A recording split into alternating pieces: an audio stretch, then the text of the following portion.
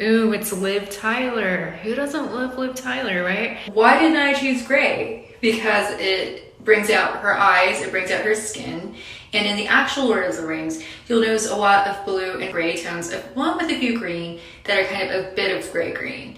Her eyebrows in this movie are thin, but not over tweezed. You definitely see them and they're delicate. So don't make her look like she over tweezed her eyebrows. Make her look like they're just thin and she's a beautiful maiden with immortality. Her eyes are very feline-esque. They are gorgeous as a result.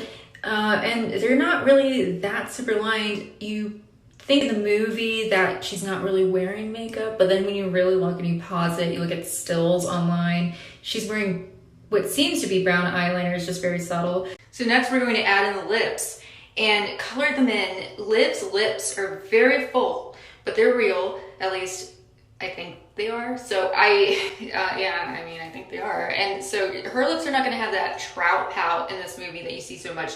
Hers are gonna be more like this gentle slope. With Liv's teeth, you're going to say, oh no, this needs to be a scientific diagram, and that is false. All you need to do is capture this part of the teeth. Make sure that she has teeth and you have some lines in there, but it can be a block like that. It doesn't have to be perfect because you want to capture the beauty of her smile and not make people stare at all the different types of teeth and name them. This isn't a science class. Right here, I did a bunch of nose sculpting with the eraser tool and adding shadows. With anyone, if you've ever done makeup on another human being or I guess a mannequin, you will know what I'm talking about. It's like extreme contouring, but on the nose. Her hair is somewhat dark in this movie, but it's still a bit of brown. What are you noticing about my face right now?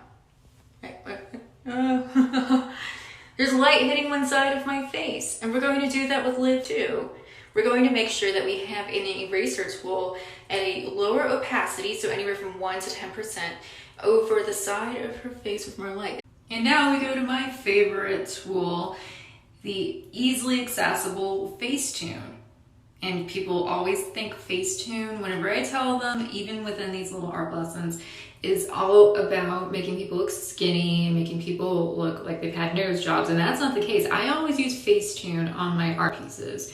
I'm a little obsessed with it because you can switch things around and give the proportions the right spaces that they need to look just like the people.